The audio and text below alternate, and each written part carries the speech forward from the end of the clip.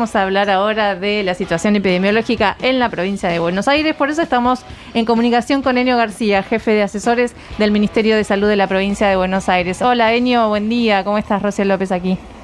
¿Cómo va, Rocío? Buen día. Bien, ¿vos? Bien, muy bien. Bueno, muchas gracias por atendernos. Queríamos charlar con vos un poco acerca de en qué situación estamos hoy, ¿no? En el país y específicamente en provincia de Buenos Aires, bueno, en medio de esta ola y crecimiento de contagios a causa de la variante Omicron.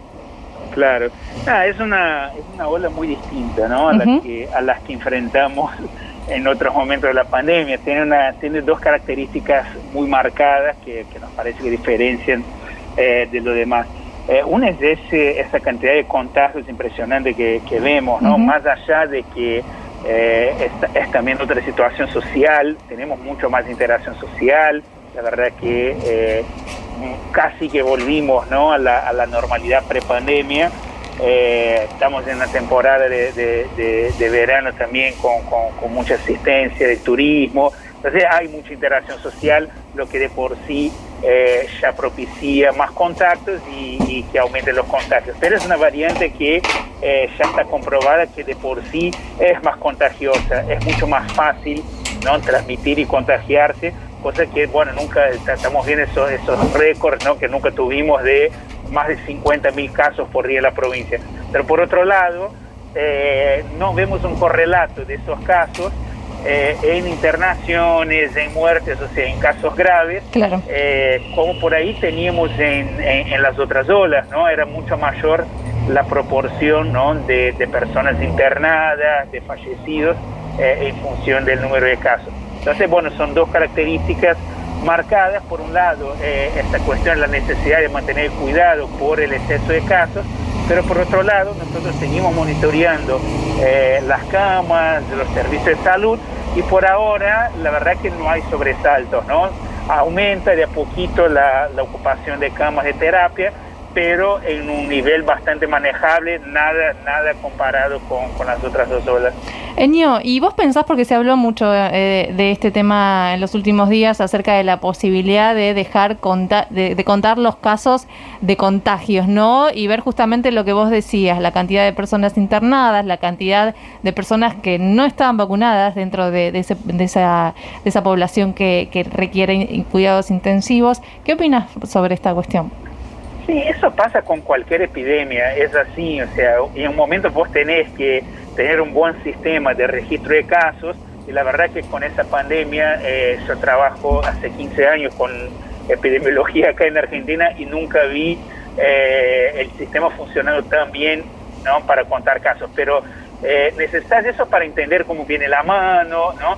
Después llega un momento que lo que uno tiene que hacer es, bueno, ir afinando un poco la puntería, ¿no? Hacer una vigilancia con unidades centinelas, con muestras, y estar monitoreando en el caso de esa pandemia específica. Bueno, pero pasa con dengue también, ¿no? Los casos graves, ¿no? Claro. Que son los que finalmente empiezan a importar. Enio, ¿cómo estás? Buen día, José Maldonado soy. Buen día, José. Quiero preguntarte algo que tiene que ver más también con tu mirada, como, bueno, después de 2 años de trabajar con esto, de estar mirando otros escenarios, de estar mirando... Hay como 2 noticias importantes, si uno mira lo que está pasando con la Omicron en el mundo. Uno es esta declaración de la OMS de que, bueno, después de la Omicron es posible que la pandemia se termine en Europa. Y después lo de, si se quiere, el principal epidemiólogo del gobierno estadounidense, que es Anthony Fauci, que dice, bueno, en febrero la Omicron va a llegar a su pico y en Estados Unidos va a empezar a bajar después los casos. ¿Cuál es tu mirada sobre el comportamiento? No quiero ponerte a hacer predicciones, pero ¿qué crees que va a pasar con la Omicron? Y mira, primero no podemos dejar de hacer la crítica a la OMS, ¿no? Después, si analizáramos por oposición, tenemos que pensar lo contrario de lo que plantea la OMS, porque la viene pifiando. La viene pifiando. Claro. La viene pifiando bastante desde que empezó la pandemia. Pero la verdad que es una hipótesis posible, ¿no? La mayoría de las epidemias, y cuando estudias las pandemias que hubieron, pasa eso, ¿no? El virus empieza a atenuarse y genera una convivencia posible con el virus, ¿no? Y más ahora en la era prevacuna, ¿no? Y en ese caso tuvimos las vacunas de una manera muy rápida y eso ayuda también en ese proceso. Entonces parecería, ¿no?, que la Omicron sería una variante que cumple ese rol, ¿no? Que sea que una variante del virus que produce una enfermedad más leve y por otro lado con una capacidad de contagio que va desplazando, ¿no?, las otras variantes. Parecería que ya está pasando.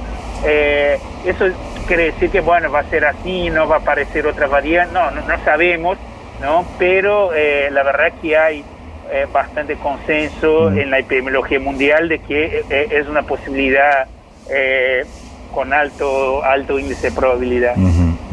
Y para eso supongo también el factor clave, el elemento clave es la vacunación.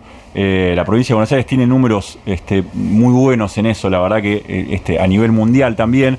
Me parece ahora que empieza a enfocarse un poco en lo que tiene que ver con el tema de la vuelta a clases, ¿no? ¿Es ahí donde se va a apuntar, en esa población?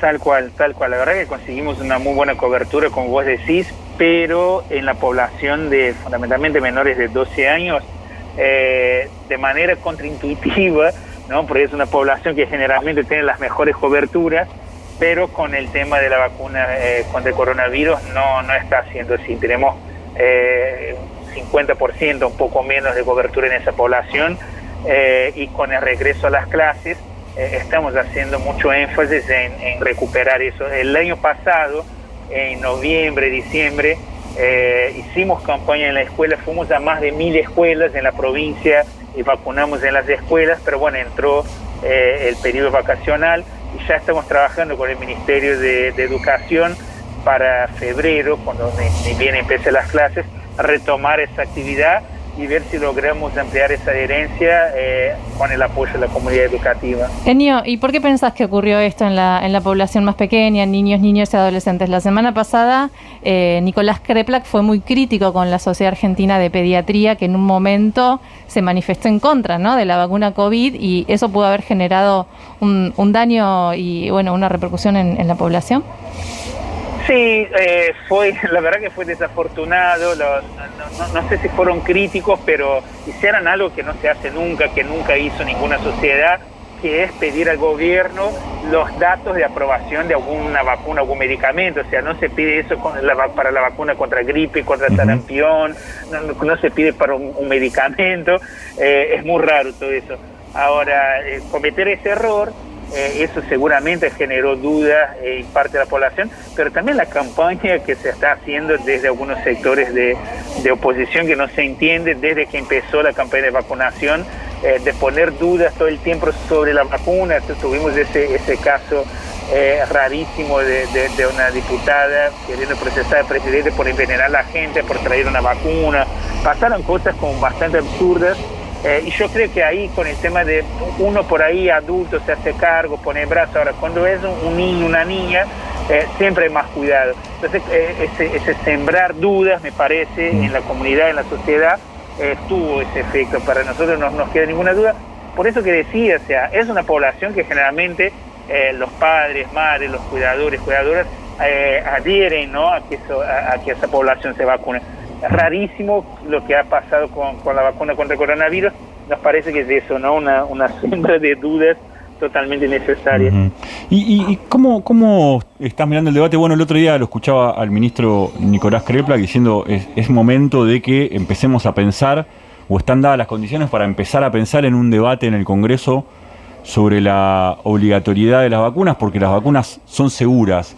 ¿Crees que es posible que eso se pueda dar, que eso se pueda avanzar? Sí. No, para nosotros es importante que se dé, porque todas esas dudas, ¿no?, que estamos hablando que hay, ¿no?, desafortunadamente sobre el tema de la vacunación, hay que despejarlas. Nosotros no tenemos ninguna duda al día de hoy que todas esas vacunas que tenemos acá son seguras, porque estamos haciendo un monitoreo muy extensivo. Al ser vacunas que se aprobaron en carácter de emergencia, nosotros hicimos un sistema de vigilancia de los efectos adversos muy fuerte, y la verdad que las vacunas son seguras, tenemos una tasa de efectos muy baja. Entonces, más allá de la dificultad de implementar de hecho la obligatoriedad de la vacuna, porque ¿cuál sería la sanción, ¿no?, a la persona que por ahí no se vacunó. De hecho, el calendario de vacunación es obligatorio y no hay sanciones para las personas que no se vacunan, qué sé yo.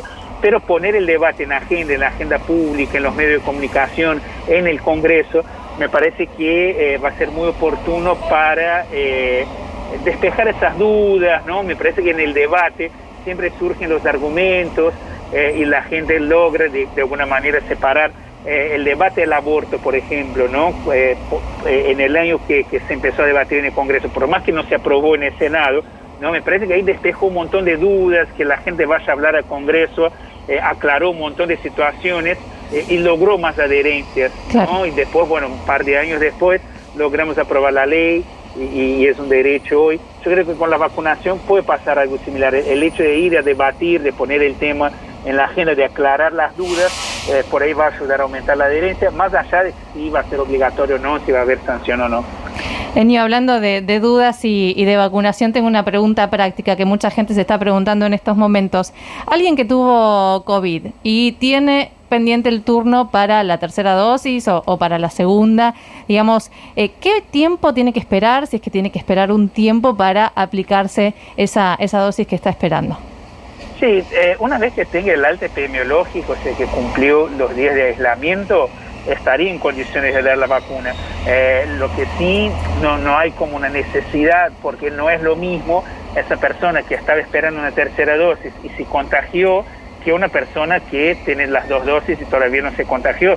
Si esa persona que tiene 2 dosis se aplica la tercera, disminuye bastante la probabilidad de que se enferme, ¿no? Sí. Aunque se puede enfermar. Ahora, la persona que se contagió es como si hubiera dado una tercera dosis. Claro. Entonces, durante 90 días más o menos va a tener un nivel alto de anticuerpos. Yo lo que diría es que entre el día que tiene el alta y el día 90 sería la ventana oportuna para que se vacune. La verdad que no importa mucho si se vacuna 2 días después o se vacuna en el día 40, ¿no? Lo importante es que se vacune, que dé ese refuerzo, porque más para adelante va a ser importante. Claro, eso está bueno aclararlo, porque había muchas dudas respecto de cuánto tiempo había que esperar o si había que esperar. No es que la vacuna le va a hacer mal si tuvo COVID, sino que ya le generó esos anticuerpos para tener un tiempo de protección, digámoslo así, ¿no? Tal cual, es así. Bien. Enio, te agradecemos muchísimo por todo este tiempo y bueno, será hasta la próxima. Gracias a ustedes, un abrazo. Un abrazo. Enio García.